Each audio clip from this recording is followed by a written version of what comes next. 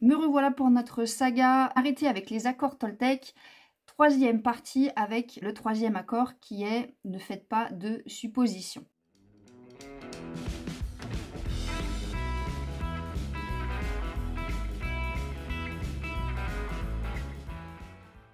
Bonjour, moi c'est Sophia, je suis accompagnante en mise en action et en gestion émotionnelle.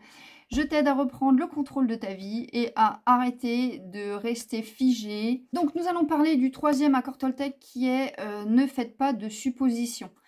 Donc c'est-à-dire n'allez pas imaginer quelque chose, par exemple que la personne elle pense ça ou que comme elle a fait ci c'est parce qu'elle pense ça, qu'elle m'aime pas, par exemple...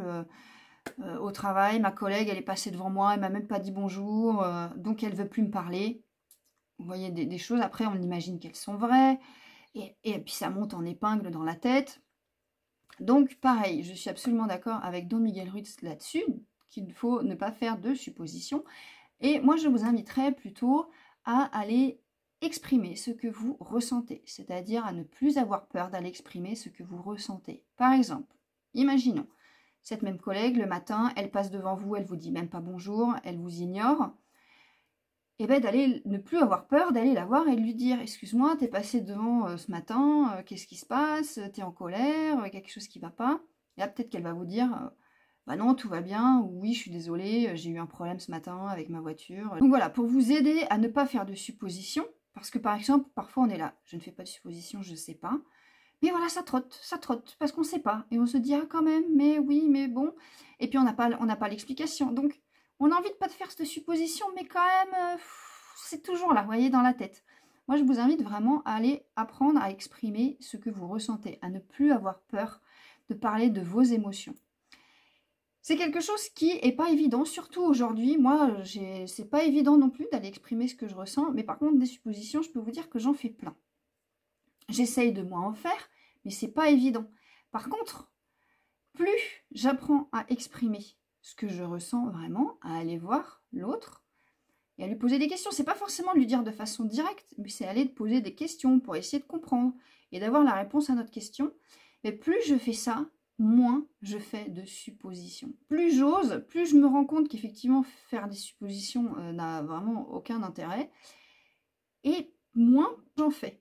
Plus j'ose aller exprimer ce que je ressens, moins j'ai peur aussi des autres en retour, et j'ai aussi moins peur de mes propres émotions. Donc en fait, c'est un cercle vertueux que je vous invite vraiment à faire.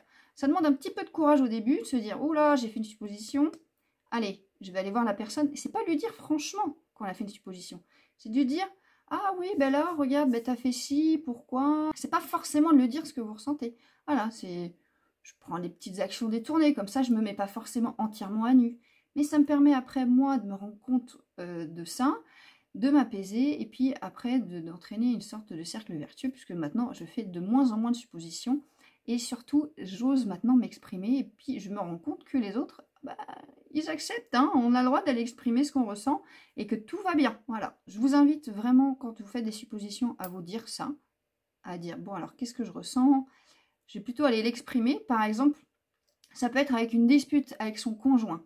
Ou même pas, il n'y a même pas de dispute. C'est-à-dire que vous pensez ça de votre conjoint, vous pensez qu'il fait ça, et qu'il fait ça exprès, et qu'il ne se rend pas compte, mais que vous, ça vous met dans des colères, et puis vous le gardez, vous faites des suppositions, vous le gardez.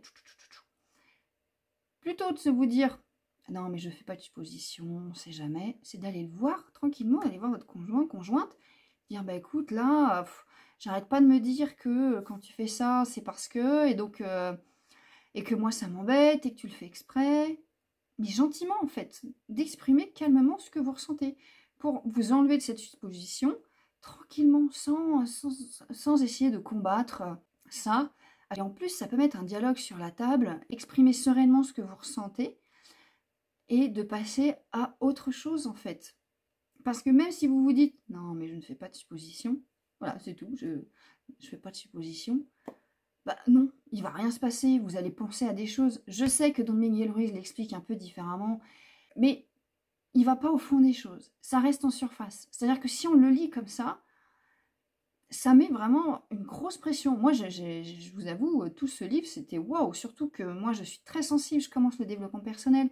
Je suis très dans le « je fais bien, je fais mal, qu'est-ce que je dois faire, je veux pas ». Et donc j'essaye de sortir vraiment de tout ça pour aller vers une communication qui me ressemble et qui soit honnête avec moi. Et je trouve que ce livre n'aide pas du tout à ça. Donc voilà, vous prenez ce que vous avez envie. Je vous invite à liker, commenter, partager cette vidéo. Si vous n'êtes pas du tout d'accord avec moi, comme je le dis à chaque fois, je vous en prie, mettez-le en commentaire pour qu'on puisse discuter ensemble. Moi, ça m'améliore, ça me fait grandir, ça me fait réfléchir. Sur ce, je vous dis prenez soin de vous parce que vous le méritez. Je vous dis à la prochaine vidéo qui sera sur le 4e accord Toltec. Belle journée!